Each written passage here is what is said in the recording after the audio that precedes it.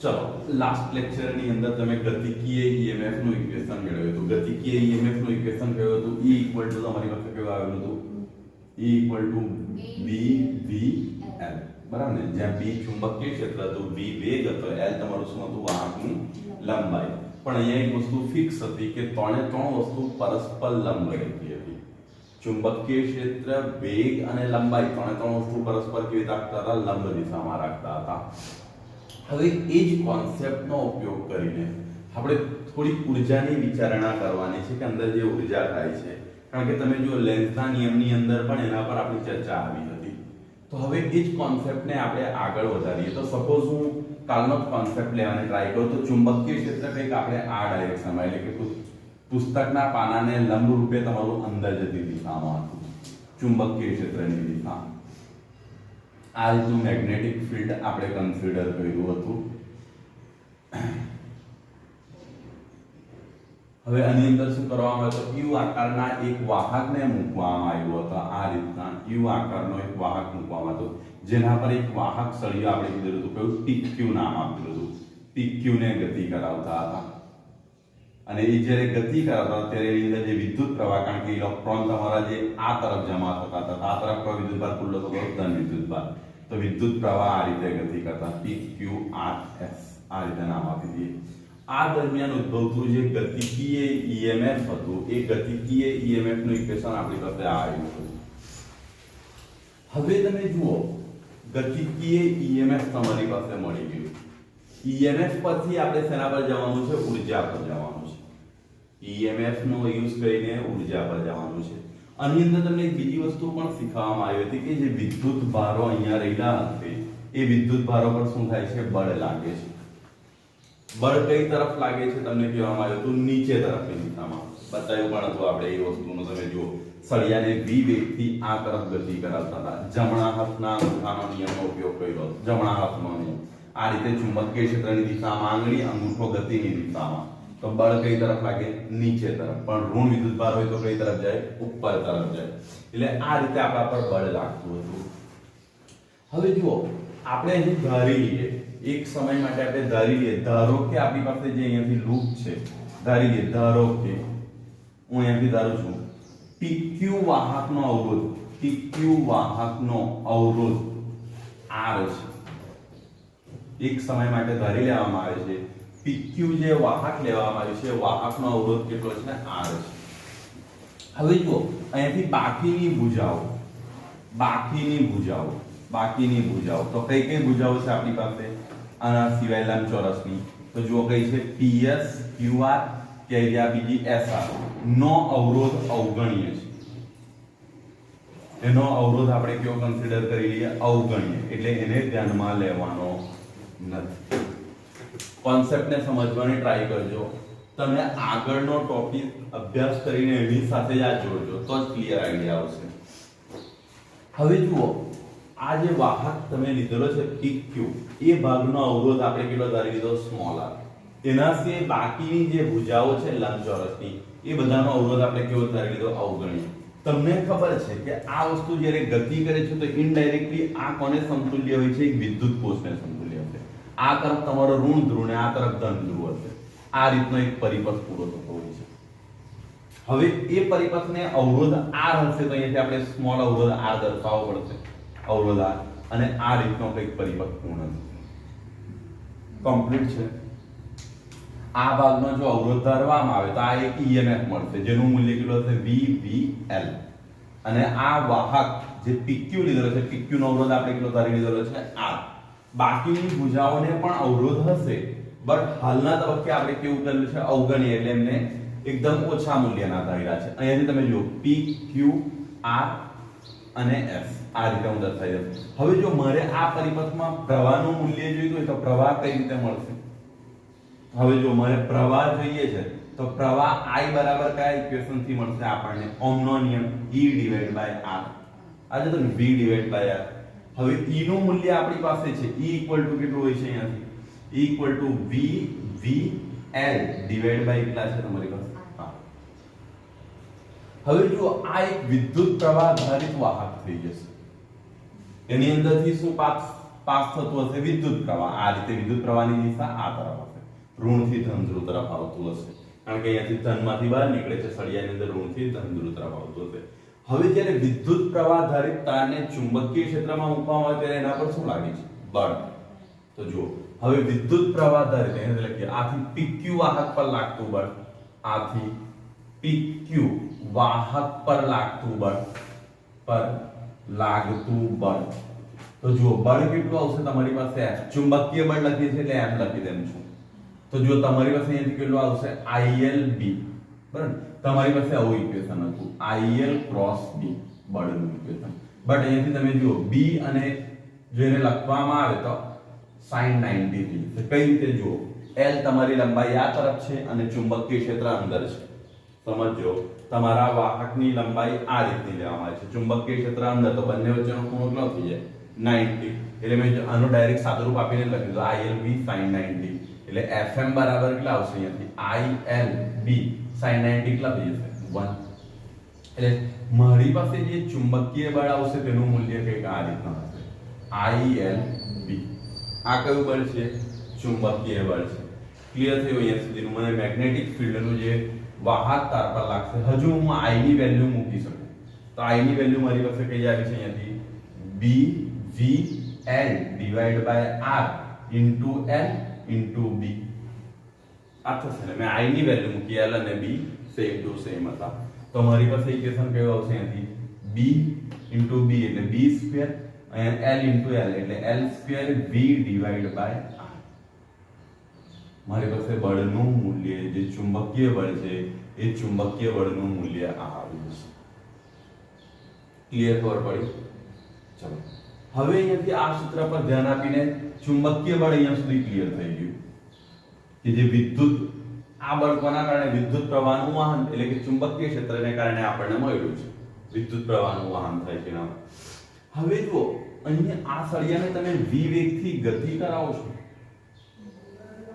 સળિયાને ગતિ કરાવો છો ને, ગતિ કરાવવા માટે તમારે કયું કાર્ય કરવું પડે? યાંત્રિક કાર્ય કરવું પડે. તો કાર્યનું સૂત્ર શું છે? યાંત્રિક કાર્ય, તો જુઓ, યાંત્રિક કાર્યનું સૂત્ર તમારી પાસે કયું છે? બળ ગુણ્યા શું છે? સ્થાનાંતર. બળ ગુણ્યા સ્થાનાંતર. અહીંથી હમણાં આપણે x ધારી લઈએ, આ તો છે ને બળ ગુણ્યા સ્થાનાંતર. હવે મારે પાવર પર જવું હોય તો પાવર હું કઈ રીતે લખી શકું? યાંત્રિક પાવર. પાવરનું સૂત્ર મને કોઈ કહેશો શું છે? પાવર P બરાબર કાર્ય ભાગ્યા સમય. શું છે? કાર્ય ભાગ્યા સમય. હવે કાર્યનું સૂત્ર આપણી પાસે કયું આવ્યું છે? અહીંયાથી Fx ડિવાઇડ બાય એટલા આવી જશે. હવે જો અંતર ભાગ્યા સમય એટલે શું થઈ જશે? વેગ. એટલે તમે અહીંયાથી શું લખી શકો? અંતર ભાગ્યા, આ યાંત્રિક કાર્ય છે એટલે હું E લખું છું, અધરવાઇઝ એમ જ આવે ને કઈ F ઇન્ટુ શું થઈ જશે તમારી પાસે? V. યાંત્રિક કાર્યનું મને સૂત્ર કયું મળ્યું? F ઇન્ટુ કયું મળી જશે મને? V. આ કાર્ય મને મળી જશે. જો અહીંયાથી સોરી પાવર, યાંત્રિક પાવર મને આ રીતનું મળશે, F ઇન્ટુ શું આવી ગયું છે મારી પાસે? V. આ તરફ મારી પાસે ચુંબકીય બળને કારણે થતું જે કાર્ય મળેલું છે એ કાર્ય કયું છે આપણી પાસે? અહીંયાથી F ઇન્ટુ V. હવે હું આ વેલ્યુને મૂકું તો અહીંયાથી કેટલા આવશે? F ની value B square L square V into V divide by કેટલા આવી જશે? R. એટલે અહીંયાથી યાંત્રિક કાર્ય કેટલું આવી જશે? અહીંયાથી B square L square V square divide by કેટલા આવી જશે? R. આ યાંત્રિક કાર્ય છે, સમજો. હવે મને યાંત્રિક કાર્ય મળી ગયું, એના કારણે બીજું એક કાર્ય પાવર, એટલે યાંત્રિક પાવર મને આ મળ્યો. તે રીતે હું જૂલ ઉર્જાનો પાવર પણ ગણી શકું ને, વિદ્યુત ઉર્જાનો પાવર પણ ગણી શકાશે. તો વિદ્યુત ઉર્જાના પાવરની ગણતરી કઈ રીતે કરી શકો જૂલ ઉર્જાના કારણે? તો તમારી પાસે ઇક્વેશન કેવું આવી ગયેલું છે? અહીંયાથી P ઇક્વલ ટુ શું છે તમારી પાસે? અહીંયાથી જૂલ એટલે E અહીંયા લખી દઈએ તો I સ્ક્વેર ઇન્ટુ શું છે તમારી પાસે? R. I ની વેલ્યુ તમે મેળવી છે, I ની વેલ્યુ તમારી પાસે આ આવી છે, એટલે અહીંયા શું થશે? V square L square divide by R square into R. એટલે R કટ થઈ જશે, એટલે શું આવશે? V સ્ક્વેર, અહીં શું થશે? V square L square divide by શું આવી જશે? હવે અહીં તમે નજર મારો, આ તમારું કયું કાર્ય છે? જૂલ કાર્ય. જૂલ ઉષ્મા ઇનડાયરેક્ટલી અહીં લખી દઈએ અને આ તમારું યાંત્રિક પાવર છે. સમજવાની ટ્રાય કરજો. બે વસ્તુ વચ્ચેનો અહીંયાથી ખાસ એ લિંક કરવાની છે, તે તમારે કનેક્ટ કરવાની છે. યાંત્રિક પાવર એટલે સિમ્પલી વસ્તુ શું થઈ ગયું, તમે સળિયાને આ તરફ ગતિ કરાવવા માટે જે બળ લગાડો છો તે. નેચરલી આપણા મનની અંદર એક પ્રશ્ન ઉભો થવો જોઈએ હાલ સુધી કે તમે સળિયાને આ તરફ ગતિ કરાવો છો જમણી બાજુએ, ત્યારે તમે એના પર બળ લગાડો છો. તો સિમ્પલી વસ્તુ છે, તમે કરેલું કાર્ય ગયું ક્યાં, તમે ખર્ચેલી ઉર્જા ગઈ ક્યાં? કારણ કે અત્યાર સુધી એનો આપણી પાસે કોઈ હિસાબ નહીં હતો. જે કાર્ય આપણે કર્યું છે, ઉર્જા સંરક્ષણનો નિયમ એવું કહે છે, એ ઉર્જા બીજે કોઈ જગ્યાએ સંગ્રહ પામવી જોઈએ, અધરવાઇઝ બીજા કોઈ સ્વરૂપમાં રૂપાંતર થવી જોઈએ. એ ઉર્જા બીજા કોઈ સ્વરૂપમાં રૂપાંતર થવી જોઈએ. હવે જો જેટલું પણ હું યાંત્રિક પાવર કરું છું એટલું જ મને ત્યાં મળે છે જોડ ઉષ્મા. એટલે મીન્સ શું થઈ ગયો, હું આ સળિયાને આ તરફ ખસેડવા માટે જેટલો પણ પાવર એટલે જેટલું પણ કાર્ય કરીશ એ તમામ કાર્ય મારું કયા ઉર્જા સ્વરૂપે વ્યય પામી જશે? ઉષ્મા ઉર્જા સ્વરૂપે વ્યય પામે છે. એટલે અહીં કરેલું તમામ કાર્ય તમે જો આનું ઇક્વેશન અને આના ઇક્વેશન બંને કેવા આવ્યા છે? Same to same. એટલે આ કેસની અંદર તમે કરેલું યાંત્રિક કાર્ય એ પહેલા વિદ્યુતમાં રૂપાંતર પામશે અને વિદ્યુતમાંથી એ કયા જૂલ ઉષ્મા સ્વરૂપે શું થતું હોય છે? વ્યય પામે છે. સિમ્પલી વસ્તુ સમજવાની ટ્રાય કરજો. તમે આ સળિયાને આ તરફ ખસેડશો, ખસેડવા માટે તમારે કાર્ય કરવું પડે. એ કાર્ય કયું હશે? યાંત્રિક કાર્ય. યાંત્રિક કાર્યને કારણે તમને શું મળે છે? વિદ્યુત પ્રવાહ. એટલે કઈ ઉર્જામાં રૂપાંતર થઈ ગયું? વિદ્યુત ઉર્જામાં. અને એ વિદ્યુત ઉર્જા કયા સ્વરૂપે રૂપાંતર પામે છે? જૂલ ઉષ્માના સ્વરૂપે વ્યય પામે છે. એટલે અહીં એક કોન્સેપ્ટ ઘણો ક્લિયર થાય છે કે તમે ખર્ચેલું જે કંઈ યાંત્રિક કાર્ય કરો છો સળિયાને ખસેડવા માટે, એ યાંત્રિક કાર્ય થકી તમે કઈ ઉર્જામાં આવો છો? વિદ્યુત ઉર્જામાં આવો છો. અને એ વિદ્યુત ઉર્જા કયા ઉર્જા સ્વરૂપે વ્યય પામતી હોય છે? જૂલ ઉષ્માના સ્વરૂપે શું થતી હોય છે? વ્યય પામે છે. ક્લિયર છે? આ જ કોન્સેપ્ટને અહીં સમજાવવામાં આવ્યો છે. તમે કરેલું કાર્ય, કારણ કે ઇનિશિયલમાં તમારે સળિયાને આ તરફ ખસેડવો પડશે. તમે જે બહારથી કાર્ય કરો છો એ યાંત્રિક કાર્ય હશે અને એ યાંત્રિક કાર્ય થકી તમને શું મળશે? વિદ્યુત ઉર્જા. એટલે તમે કઈ ઉર્જામાં જતા રહ્યા? વિદ્યુત ઉર્જામાં જતા, એટલે વિદ્યુત પ્રવાહ મળ્યો. અને એ વિદ્યુત ઉર્જા જૂલ ઉષ્માના સ્વરૂપે લાસ્ટમાં શું થઈ જાય છે? વ્યય પામે છે. તમે જુઓ, બંને ઇક્વેશન સેમ છે. યાંત્રિક ઉર્જા અને જૂલ ઉષ્મા, એટલે સોરી યાંત્રિક પાવર અને જૂલ પાવર જે ઉષ્મા છે વ્યય પામે છે, બંનેના ઇક્વેશન સેમ ટુ સેમ આવે છે. મીન્સ અહીં તમે જેટલું પણ યાંત્રિક કાર્ય કરો છો એ તમામે તમામ કાર્ય લાસ્ટમાં કયા ઉર્જા સ્વરૂપે વ્યય પામી જતું હોય છે? જૂલ ઉષ્માના સ્વરૂપે વ્યય પામતું હોય છે. એટલે અહીં તમને ઓટોમેટિક બીજું કોઈ વધારાનો પ્રવાહ મળવાનો નથી. જે કંઈ પ્રવાહ મળ્યો હશે એ જૂલ ઉષ્માના સ્વરૂપે લાસ્ટમાં શું થઈ જતો હશે? વ્યય પામી જતો હશે. એટલે આની અંદર ઉર્જાનો કોઈ સંગ્રહ કે એવો કોઈ પ્રશ્ન આવતો નથી. ક્લિયર છે કોન્સેપ્ટ? અહીં એક જ વસ્તુ બતાવવામાં આવેલી છે, યાંત્રિક કાર્ય અને જૂલ ઉષ્મા બંને એક સમાન છે. એટલે તમે ખર્ચેલી ઉર્જા એ લાસ્ટમાં જૂલ ઉષ્માના સ્વરૂપે વ્યય પામી જાય છે. અહીંયા આ ટોપિક એટલે ગતિકીય ઈએમએફ નો ટોપિક જે છે એ પૂર્ણ થાય છે. હવે તમારી પાસે આવે છે એડી પ્રવાહ. બટ એડી પ્રવાહ પર જઈએ તે પહેલા આના જેટલા પણ ન્યુમેરિકલ છે એટલે કે સ્વાધ્યાયના જે છે તે અને ઉદાહરણમાં આપણા એકાદ બે બાકી હશે તે પહેલા એ કમ્પ્લીટ કરી દઈએ, પછી જોઈએ. ખબર તો પડી ને થિયરીની અંદર? જો એનાથી કઈ નથી, પહેલા પહેલી ઈએમએફ નું સૂત્ર તમને ખબર હોવું જોઈએ. કાલની થિયરી તમને ખબર હોય છે ગતિકીય ઈએમએફ E = VVL. ગતિકીય ઈએમએફ મળ્યું એના પરથી શું મળશે? પ્રવાહ મળે. પ્રવાહ પરથી તમે જુઓ સીધા સંભાળ જતા રહો, કારણ કે પ્રવાહ આવી ગયો વાહકની અંદર બળ લાગે એટલે બળનું સૂત્ર કયું છે? IL × B. એટલે અહીંયા IL B sin 90 આવી જશે અને એના પરથી બળ પરથી તમને આ બળનું મૂલ્ય મળી ગયું. હવે બળ પરથી કોના પર જાઓ? કાર્ય પર. કાર્ય પરથી કોના પર જાઓ? પાવર પર. એટલે જો E પરથી કોના પર જાઓ? સિમ્પલ વસ્તુ છે. EMF પરથી પ્રવાહ, પ્રવાહ પરથી બળ, બળ પરથી કાર્ય, કાર્ય પરથી પાવર અને પાવર બીજો પાવર બે રીતે ગણો, એક યાંત્રિક પાવર અને બીજો કયો? જૂલ ઉષ્માનો પાવર. બંનેને સરખાવી દો એટલે તમારું આ ઇક્વેશન કેવું થશે? પૂર્ણ થશે. જો કે આ ઘણી બહુ ઓછી વખત મારા ખ્યાલથી એકાદ વખત પૂછાયેલો જોવા મળ્યો છે આ ક્વેશ્ચન, બટ અહીંયાથી આપણો કોન્સેપ્ટ ક્લિયર થોડો ઘણો થાય છે. સૌથી અગત્યની વસ્તુ એ છે કે આની આગળની જે થિયરી હતી, એટલે આગલા લેક્ચરની અંદર તમે જે કરી હતી ગતિકીય ઈએમએફ નું સૂત્ર E = VVL, એ બહુ વખત પૂછાતું જોવા મળે છે, એટલે એ તમને કમ્પ્લીટ આવડવું જોઈએ. ચલો તમારી પાસે આનું ઈએમએફ E બરાબર આવું આવ્યું હતું ને -d∅dt આ જ હતું ને ફેરાડેનો નિયમ. અમારે કે એમસીક્યુ પૂછાય છે એટલા માટે E બરાબર તમારી પાસે શું હશે -ΔΦ/Δt થઈ જશે ને. તમારી પાસે એવું ઇક્વેશન આવી જશે E બરાબર તમારી પાસે શું હશે -ΔΦ. હવે ઓહમનો નિયમ તમે યાદ કરો તો E બરાબર તમારી પાસે આનું ધન મૂલ્ય ધ્યાનમાં લો. હવે E બરાબર તમારી પાસે ઓહમના નિયમમાં આવું છે ને IR, કારણ કે V બરાબર IR જ છે ને, તો E બરાબર તમે એવું લખી શકો ને ΔQ/ΔT, અને આ ΔΦ ફ્લક્સ છે ને આ ΔQ એટલે શું છે વિદ્યુત પ્રવાહ, બરાબર ને. હવે આ બંને ઇક્વેશનને સરખાવો તો શું આવી જશે ΔΦ/ΔT ઇક્વલ ટુ શું આવી જશે ΔQ/ΔT ઇન્ટુ R. હવે ΔT અને ΔT શું થઈ જશે કટ થઈ જશે ને. હવે ΔT અને ΔT તમારી પાસે શું હશે કટ થશે. therefore અહીંથી ΔQ બરાબર તમારી પાસે ઇક્વેશન કયું આવે છે ΔQ બરાબર ΔΦ/, આ ઇક્વેશન એમસીક્યુ માં પૂછાતું જોવા મળ્યું છે. ખાસ નોંધી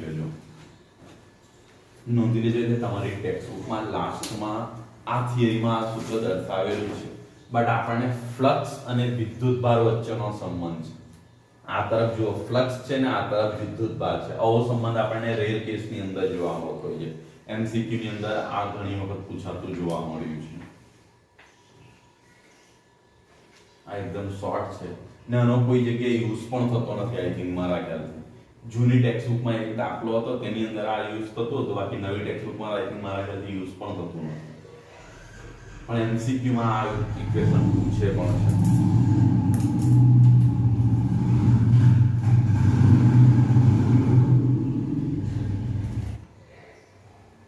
હવે આ એક્ઝામ્પલની કન્ડિશનને તમે સમજવાની ટ્રાય કરો. તમે થિયરીમાં જે પોર્શન જોઈ ગયા એ જ પોર્શનને અહીં સમજાવવામાં આવેલું છે. આ એક જ્યાં ડોટ દર્શાવવામાં આવ્યું છે ત્યાં એક ચુંબકીય ક્ષેત્ર છે. ચુંબકીય ક્ષેત્ર આ બહાર નીકળતી દિશાઓમાં છે. ચુંબકીય ક્ષેત્રની દિશા કઈ છે બહાર નીકળતી દિશામાં છે. એક વાહક સળિયાને લેવામાં આવે છે અને આ પાર્ટ પર મૂકવામાં આવે છે. એને સરકાવીને આ તરફ બહાર લઈ જવામાં આવે છે, અહીંયા સુધી લાવવામાં આવે છે. ફરી એને રિવર્સ અહીં લાવવામાં આવે છે. પોઝિશનને સમજો. એક વાહક સળિયાને, હવે જો આ લંબચોરસ ક્યુ આકારની જે લૂપ છે એ લૂપનો અડધો ભાગ ચુંબકીય ક્ષેત્રમાં છે ને અડધો ભાગ ચુંબકીય ક્ષેત્રની બહાર તરફ છે. હું આ ભાગને કાઢી નાખું છું, x = b અહીંયા કરી દઉં છું એટલે તમને ક્લિયર. હવે જુઓ આ જે લૂપ છે તેનો આટલો ભાગ યુ આકારની લૂપનો આ એક ભાગ ચુંબકીય ક્ષેત્રની અંદર છે, બાકીનો ભાગ ચુંબકીય ક્ષેત્રની બહાર છે. ચુંબકીય ક્ષેત્ર રેખાઓ બહાર તરફ નીકળે છે, ડોટ દર્શાવવામાં આવ્યું છે. જે ચોકડી નિશાની અંદર આપણે કઈ ગણતે અંદર તરફ ગણતે. આ સળિયાને હું ફરીથી કેમ છું, તમારી પાસે આ જે વાહક સળિયો છે એને આ પોઝિશનથી શરૂ કરીને સરકાઈને આ પોઝિશનમાં લઈ જવાનું છે. ત્યાર પછી એને ફરી પાછું રિવર્સ આ પોઝિશન પર લાવવાનું છે. તે દરમિયાન તમારો ફ્લક્સના મૂલ્યમાં શું ફેરફાર થાય છે એની ગણતરી કરો. ઈએમએફ ના મૂલ્યમાં શું બદલાવ આવે છે તેની ગણતરી કરો. બળ અને પાવર એટલે કે જૂલ ઉષ્મા સ્વરૂપે વ્યય પામતા પાવર ત્રણે ત્રણની ગણતરી કરવાની છે અને એના ગ્રાફ ડ્રો કરવાના છે. એટલે કે તમારે એ વસ્તુના શું કરવા પડશે ગ્રાફ ડ્રો કરવા પડશે. હવે 1 બાય 1 આપણે એને સોલ્વ કરતા જઈએ અને એના ગ્રાફને પણ ડ્રો કરતા જઈએ કે એના ગ્રાફ કઈ રીતના થશે. તો સિમ્પલી તમે જો ફર્સ્ટ હું કેલ્ક્યુલેશન મૂકું છું ફ્લક્સની, ફ્લક્સ ફાઈ. તો જો ફ્લક્સ ફાઈ અહીંયા બે કન્ડિશનની અંદર આપણી પાસે વેચેલો છે. ફ્લક્સનું સૂત્ર શું છે? ફ્લક્સ ફાઈ બરાબર, જો ચુંબકીય ક્ષેત્ર અંદર તરફ છે, એક વસ્તુ તમે ફિક્સ કરી લેજો, ચુંબકીય ક્ષેત્ર થોડી બહાર તરફ છે, તમારો સળિયો આ રીતે મૂકવામાં આવેલો છે આ પોઝિશન પર. તો એને દર્શાવતું જે ક્ષેત્ર આવશે તે પણ આ બહારની દિશામાં આવશે એટલે cos કેટલા આવવાના છે 0 જ આવવાના છે એટલે cos 0 થશે ફ્લક્સ નું સૂત્ર તમારી પાસે આવું છે ફ્લક્સ phi બરાબર ba cos θ તો cos 0 થઈ જશે એટલે ba આવશે ને a એટલે તમારું શું થઈ જાય ક્ષેત્રફળ આ ક્લિયર છે તમારી પાસે તો જો અંદરના ભાગની અંદર ફર્સ્ટ તો જો આ દાખલાને તમારે બે ભાગમાં ગણતરી કરવી પડશે એક ચુંબકીય ક્ષેત્ર માટે અને બીજું ચુંબકીય ક્ષેત્રની બહાર તો ફ્લક્સ નું મૂલ્ય એટલે બળ તો બળ મારી પાસે સોરી ફ્લક્સ phi બરાબર શું આવે ba તો b એટલે ચુંબકીય ક્ષેત્રનું મૂલ્ય હું કેટલું ધારી લેમ છું b અનુ ક્ષેત્રફળ કઈ રીતે મળશે આ તરફ ધ્યાન આપજો આ સળિયો આ રીતે ધીરે ધીરે સરકે છે તો એક લંબચોરસ ભાગ જ જતો જાય છે હવે સપોઝ x જેટલું સ્થાન સરકે તો લંબચોરસનું ક્ષેત્રફળ શું આવે આ ભાગની લંબાઈ આ લઈ લે લંબાઈ ગુણ્યા પહોળાઈ આવે તો લંબાઈ કેટલી કન્સિડર કરું l પહોળાઈ કેટલી લઈ લેમ x અને x નું મૂલ્ય ક્યાંથી બદલાઈ શકે તો 0 થી લઈને x નું મૂલ્ય b સુધી કોઈ પણ હોઈ શકે આ પોઝિશન પર હોય તો 0 તમે આ તરફ વધો તો x નું મૂલ્ય કંઈક વધી ગયું હશે વધારેમાં વધારે કઈ પોઝિશન આવી શકે તમારી આ b પોઝિશન છે અહીં સુધી તમારું ફ્લક્સ કન્ટિન્યુ વધતું જશે કારણ કે તમે જેમ જેમ સળિયાને આ તરફ સરકાવતા જશો તેમ તેમ ઘેરાયેલું ક્ષેત્રફળ શું વધતું જાય વધતું જશે જો સપોઝ સળિયાની પોઝિશન આ હશે ત્યારે આટલું ક્ષેત્રફળ ઘેરાતું હશે સળિયો સરકીને અહીંયા આવી જશે ત્યારે આટલું ક્ષેત્રફળ ઘેરાય અહીંયા આવી જશે આટલું અહીંયા સુધી આવી જશે ક્લિયર થયું હવે આગળ એટલે અહીંયા સુધીનો ભાગ સોલ્વ થઈ ગયો દરેક વસ્તુ આપણે બે ભાગમાં ગણીશું એક ચુંબકીય ક્ષેત્ર માટે ને બીજું ચુંબકીય ક્ષેત્રની બહાર તરફ એટલે આ 0 થી b સુધી આપણું ફ્લક્સ ગણાવી દીધું હવે બીજા ફ્લક્સની ગણતરી કરું તો કયું બાકી રહ્યું b એટલે આ b થી 2b હવે જો અહીંથી તમે સરળપણે સમજો સળિયાની ફાઇનલ પોઝિશન આ આવી ગઈ પછી હું સળિયાને આ તરફ એટલે આ તરફ ગતિ કરાવું તેના વડે ઘેરાયેલું ક્ષેત્રફળ બદલાશે વધે કે ઘટે સળિયાને આ તરફ ગતિ કરવામાં તો સ્વાભાવિક વસ્તુ છે ક્ષેત્રફળના મૂલ્યમાં શું હશે વધારો થશે પણ તમે એક વસ્તુ અહીંયા ધ્યાન આપો જ્યારે તમે ફ્લક્સની ગણતરી કરો છો ત્યારે સાથે સાથે બીજી કઈ વસ્તુ જુઓ છો ચુંબકીય ક્ષેત્ર હવે તમે જુઓ જ્યારે સળિયાને હું આનાથી બહાર તરફ ગતિ કરાવું છું ત્યારે ચુંબકીય ક્ષેત્ર તો આટલા ભાગમાં જ હાજર રહેશે ને એ હું આને દૂર લઈ જામ કે ગમે તેટલી દૂર લઈ જામ એ વધવાનું નથી કારણ કે ફ્લક્સ કયા વિસ્તારમાં આવી શકશે જ્યાં ચુંબકીય ક્ષેત્ર હાજર છે ત્યાં આવી શકશે હવે હું સળિયાને આનાથી દૂર ગમે તેટલું ગતિ કરાવું પણ ફિક્સ છે ચુંબકીય ક્ષેત્રવાળો વિસ્તાર તો આટલો જ રહેશે ને આ સમજો ચુંબકીય ક્ષેત્રવાળો વિસ્તાર આ જે ફાઇનલ મને મળી ગયો છે એટલો જ રહેશે ને સળિયાને અંદર હતે તો પોઝિશન બદલાયા કરે બટ હું એક વખત અહીંયા આ પોઝિશન પર આવી ગયો ત્યારે મારું ફ્લક્સ અહીંયા મેક્સિમમ થઈ ગયું પછી હું સળિયાને આગળ તરફ ખસેડું તો પણ જેમાં ચુંબકીય ક્ષેત્ર હોય એવા વિસ્તારના ક્ષેત્રફળમાં કોઈ ફેરફાર નહીં થાય એ તો અચળ રહેશે હવે એટલું અચળ રહેશે તો આપણે તો એ જ ધ્યાનમાં લેવાનું છે b l અને અચળ ભાગ એટલે એની પહોળાઈ કેટલી થઈ ગઈ હશે તે સમયે b થઈ ગઈ હશે ને એટલે અહીંયા લાવીએ b ખબર પડી આ કયા મૂલ્ય માટે છે તમારું x greater than b x નું મૂલ્ય શું હોવું જોઈએ b થી વધારે અને તમારે લખવું હોય તો 2b થી ઓછું પણ લખી શકો ક્લિયર છે ફ્લક્સ આની અંદર કોઈ પ્રોબ્લેમ નથી હવે ફ્લક્સ પરથી મને શું મળી શકે EMF હું એના ગ્રાફ પછી ડ્રો કરું છું પહેલા તો આપણે એના ન્યુમેરિકલ વેલ્યુને જોઈએ EMF તો EMF એટલે સિમ્પલી વસ્તુ છે EMF કઈ રીતે આપણે ગણીએ છીએ d phi by dt છે ને આપણી પાસે ઇક્વેશન ફેરાડે નો નિયમ આ છે ને EMF નું સૂત્ર શું છે d phi by dt હવે સિમ્પલી વસ્તુ છે હું આ સૂત્રનું વિકલન કરું તો b અચળ માઈનસ ચિહ્ન આગળ આવી જશે l અચળ હવે જો સમ અંતરનું સમયની સાપેક્ષે વિકલન એટલે શું આવી જાય વેગ એટલે અહીંથી શું આવી જશે v અને આ કોના માટે છે 0 થી લઈને x અને અહીંથી લાવી જશે b ક્લિયર છે આના સુધી હવે જો આ સૂત્રનું વિકલન કરવામાં આવે આ સૂત્રમાં કોઈ એવી વસ્તુ છે કે જે બદલાય છે b ચુંબકીય ક્ષેત્રનું મૂલ્ય અચળ રહેશે સળિયાની લંબાઈ અચળ રહેશે અને એક વખત આ જે ઘેરાઈ ગયું તે પ્રદેશમાં અચળ રહેશે ને પછી તમે આ તરફ ગતિ કરાવો તો પણ આ પ્રદેશનું મૂલ્ય બદલાતું નથી એટલે આ ફ્લક્સ કેવું છે અચળ અને અચળ સંખ્યાનું વિકલન કેવું થઈ જાય 0 એટલે આનું મૂલ્ય કેટલું આવી જશે 0 x ગ્રેટર ધેન b માટે ક્લિયર થાય છે અહીંયા x નું મૂલ્ય ગ્રેટર ધેન b હવે આનો ગ્રાફ હું ડ્રો કરું પહેલા બે ક્વોન્ટિટી આપણે ડ્રો કરી દઈએ કારણ કે આપણી પાસે બે ક્વોન્ટિટી આવી ગઈ છે બે ક્વોન્ટિટીના હું ગ્રાફ ડ્રો કરું છું તો ગ્રાફમાં તમે ધ્યાન આપજો ઘણા બધા સ્ટુડન્ટને ગ્રાફમાં પ્રોબ્લેમ થતો હોય છે એ ગ્રાફને તમે સમજવાની ટ્રાય કરો ફર્સ્ટ હું લેમ છું ફ્લક્સ આ તરફ ધ્યાન આપજો ફ્લક્સ ની હું પોઝિશન લેમ છું સળિયાની કન્ડિશન ધારીને તમે દાખલાને ગણવાની ટ્રાય કરજો શરૂઆતમાં સળિયો કઈ પોઝિશન પર છે આ પોઝિશન પર છે x બરાબર 0 એટલે આ મારી કઈ પોઝિશન હશે x બરાબર 0 ત્યારે મારું x ની વેલ્યુ કેટલી હશે 0 એટલે ફ્લક્સ કેટલું થશે 0 એટલે આ આવી હવે હું જેમ જેમ દૂર જતો જઈશ તેમ તેમ x નું મૂલ્ય વધતું જાય છે એટલે ફ્લક્સ શું થતું જશે વધતું જશે ક્યાં સુધી વધશે b પોઈન્ટ સુધી એટલે મારો સપોઝ હું અહીંયા b પોઈન્ટ લઈ લઉં છું આ પોઈન્ટ x બરાબર કયો લઈ લઉં છું b તો અહીંયા સુધી ફ્લક્સ વધશે આ મારું ફ્લક્સ નું પોઈન્ટ આવી ગયું અહીંયા મારું ફ્લક્સ મેક્સિમમ કેટલું બની જશે હું અહીંયા જો લખવું હોય તો લખી દઉં b l x આ ફ્લક્સ નું મેક્સિમમ મૂલ્ય બની જશે ક્લિયર થયું ત્યાર પછી હું સળિયાને સરકાવીને અહીંયાથી અહીંયા સુધી લઈ જાઉં છું ફ્લક્સ કેવું રહે છે અચળ રહે છે અને કેટલું મૂલ્ય રહે છે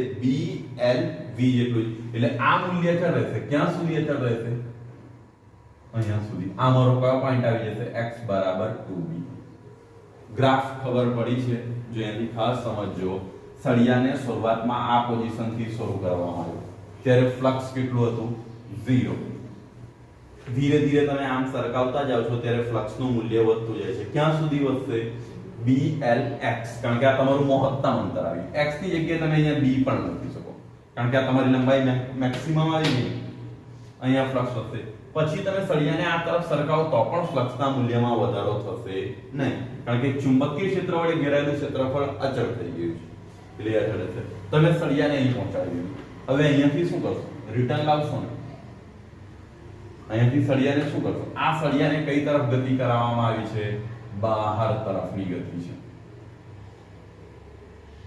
સમજવાની ટ્રાય કરજો ગ્રાફ ટેક્સ્ટ બુકમાં જોયા કરશો ખબર જ નહીં પડશે હવે તમે જ્યારે આને રિટર્ન લાવો છો ત્યારે અહીં સુધી આવી જશો તો ફ્લક્સ થોડી ઘટશે કારણ કે તમે આમ આવતા જશો તો પણ આ ક્ષેત્રફળ તો અચળ જ રહી છે ને એટલે આ પોઝિશન સુધી આવે ત્યાં સુધી ક્ષેત્રફળ બદલાવાનું નથી તો x બરાબર b એટલે હું અહીંયા કશે દર્શાવી દઉં છું x બરાબર b તો ત્યાં સુધી આ મૂલ્ય કેવું રહેશે અચળ ખબર પડે છે ને હવે તમે આ પોઝિશન પર આવી ગયા પછી તમે ધીરે ધીરે આમ આવતા જશો તો ફ્લક્સ નું મૂલ્ય શું થતું જશે ઘટતું જશે એટલે ઘટતું જશે તો આગળ અહીંયા કેટલું થઈ જશે તમારું લાસ્ટમાં 0 આ x બરાબર કેટલું આવી જતું હશે 0 આ તમારી કઈ ગતિ છે અંદર તરફની ક્લિયર થયું ફ્લક્સ નો આ ગ્રાફ કમ્પ્લીટ છે એની અંદર કોઈ પ્રોબ્લેમ નથી જો આ એક પાર્ટ અલગ છે ગ્રાફનો ને આ પાર્ટ અલગ છે સેપરેટ ગ્રાફ પર ડ્રો કરી શકો છો બટ ટેક્સ્ટ બુક ની અંદર આ એક જ ગ્રાફ ની અંદર ફિનિશ કરવામાં આવે છે ઘણા બધા સ્ટુડન્ટ આ ગ્રાફ જોઈને કન્ફ્યુઝ થયા છે બટ રિયાલિટી એવી છે કે સળિયાને આ પોઝિશન થી સ્ટાર્ટ કરીને આ પોઝિશન સુધી લઈ જવામાં આવે છે એનો ગ્રાફ તમારો અહીં આવી ગયો ત્યાર પછી તમે રિવર્સ સળિયાને વાળવાના છે તેનો ગ્રાફ અહીંથી શરૂ થાય છે આ પોઈન્ટ થી ને ફરી પાછું આ પોઈન્ટ પર આવી જાય છે સેમ પોઝિશન આપણે EMF માટેની ગણતરી મૂકીએ તો EMF માટેની તમારી ગણતરી કઈ રીતે સ્ટાર્ટ થશે આ પોઝિશન પર આવી જશે હવે કોનો ગ્રાફ આવે છે EMF નું મૂલ્ય તમે જોવાની ટ્રાય કરો તો અહીંયા જે આનો ગ્રાફ છે તમે જુઓ VLV સળિયાને તમે શું કરવામાં આવે છે વેગ અચળ છે લંબાઈ ને આ દરેકે દરેક વસ્તુ અચળ છે એટલે આ EMF પણ માઈનસ છે એટલે કઈ તરફ હશે તમારું અહીંયા EMF નો સિમ્બોલ આવજો તો માઈનસ એટલે નીચે તરફ હશે એટલે અહીંયાથી ખાસ સમજવાની ટ્રાય કરજો આ શરૂઆતમાં કયા પોઈન્ટ સુધી અહીંયા સુધી તમારો EMF B સુધી છે ને એટલે B સુધી તમારું EMF કયું હશે માઈનસ હશે આ રીતે ક્લિયર થયું કેટલું હશે BLV આવી ગયું ને એટલે ત્યાર પછી તમારું કેટલું થઈ જાય છે 0 એટલે અહીંયા કેટલું થશે 0 ક્યાં સુધી હવે અહીંયા આવી ગયા પછી આ 0 અહીંયા સુધી રહેશે ને એટલે એ 0 ત્યાં સુધી ગયા તમે રિવર્સ આવશો તો પણ 0 અહીંયા સુધી રહેશે જ ને એટલે 0 એ ફરી પાછું તમારો આ પોઈન્ટ સુધી રહેશે એટલે આ 0 ક્લિયર થયું હવે તમે રિવર્સ આવશો તો પહેલા તમારી ગતિ આ તરફ હતી, હવે તમે આમ આવશો તો તમારી ગતિ ઉલટાઈ ગઈ હશે, તો જે EMF છે એની દિશા પણ શું થઈ ગઈ હશે, ઉલટાઈ ગઈ હશે. પહેલા માઈનસ હતો તો હવે શું થઈ ગયું હશે, પ્લસ. ક્યાં સુધી, સોરી અહીંયા આ તમારું શું થઈ ગયું છે, EMF. આનું મૂલ્ય પણ કેટલું હશે તમારું, BLV. મૂલ્ય ચડે છે પણ એની દિશા શું થઈ ગઈ હશે, ઉલટાઈ ગઈ હશે. એટલે આ તમારો બીજો ગ્રાફ થઈ ગયો EMF નો. ક્લિયર છે? નેક્સ્ટ પોર્શન, બંને ગ્રાફ ફર્સ્ટ અને સેકન્ડ, એની અંદર કોઈ પ્રોબ્લેમ નથી. આ ભાગ બહાર તરફની ગતિ છે અને પેલી તરફનો ભાગ અંદર તરફની ગતિ છે. અહીંયા જો તો લખી દઉં x b પોઈન્ટ છે, x 2b છે, x b છે ને x શું છે 0. ફર્સ્ટ અને સેકન્ડ ની અંદર કોઈ કન્ફ્યુઝન? ચલો નેક્સ્ટ તમારી પાસે કયો ટોપિક પૂછવામાં આવ્યો છે, વિદ્યુત પ્રવાહ. વિદ્યુત પ્રવાહ છે કે શું છે કે બળ, કોનો ગ્રાફ, વિદ્યુત પ્રવાહનો ડ્રો કરવાનો છે. વિદ્યુત પ્રવાહ છે, બળનું મૂલ્ય છે. ઓકે ચાલો, હવે બળ એટલે તમારે ખબર છે, બળનું ગ્રાફ તમે કઈ રીતે ડ્રો કરો છો. બળ એટલે તમારી પાસે શું છે, બળનો કોન્સેપ્ટ લઈએ તો બળ તમારી પાસે બળનું સૂત્ર કયું આવે છે, ILB. આ છે ને તમારી પાસે. હવે I ની વેલ્યુ એટલે E/R. તમે શું લખો છો, E/R, E/R into L into B. આનું ઇક્વેશન શું છે તમારી પાસે, BLV આવશે ને. આનું ઇક્વેશન શું આવે, BLV ને અહીંયા LV ડિવાઇડ બાય શું આવશે, R. એટલે શું આવશે અહીંયાથી B² L² અને અહીંયા V ડિવાઇડ બાય શું આવશે, R. આ જશે ને તમારી પાસે. હવે અહીંયા સિમ્પલી વસ્તુ તમે જો, બળનો ગ્રાફ હું બળ લખતો નથી પણ ડાયરેક્ટલી એનો ગ્રાફ ડ્રો કરું છું.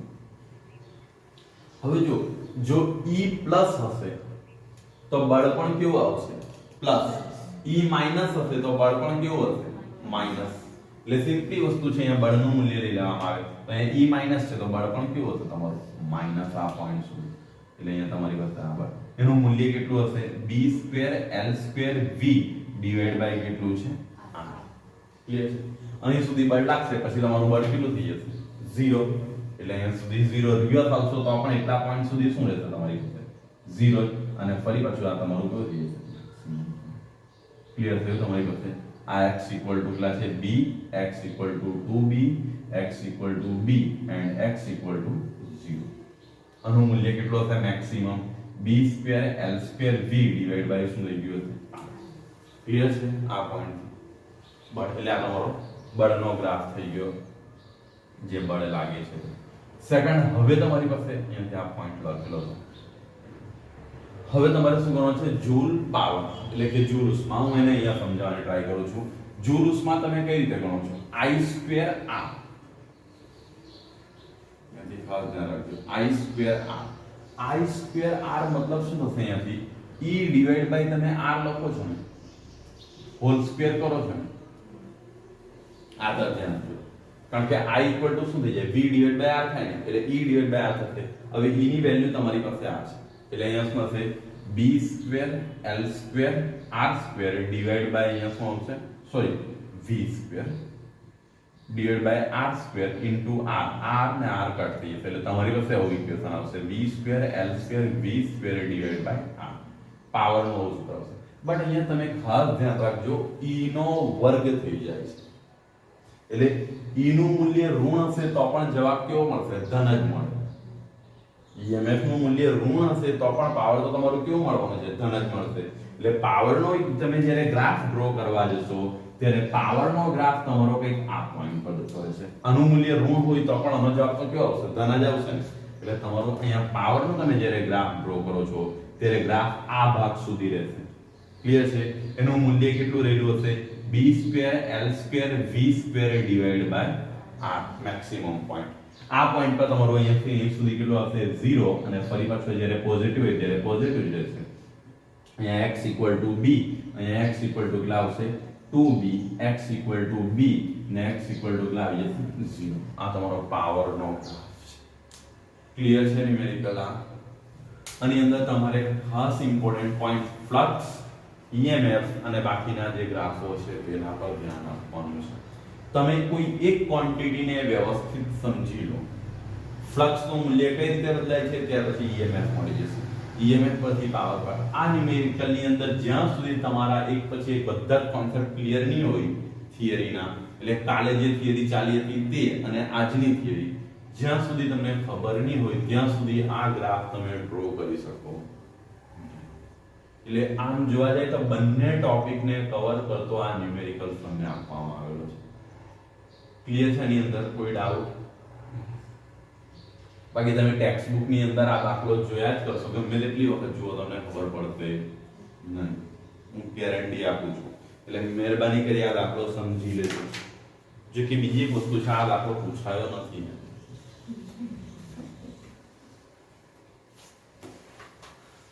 હવે આપણે સ્વાધ્યાય તરફ જઈએ.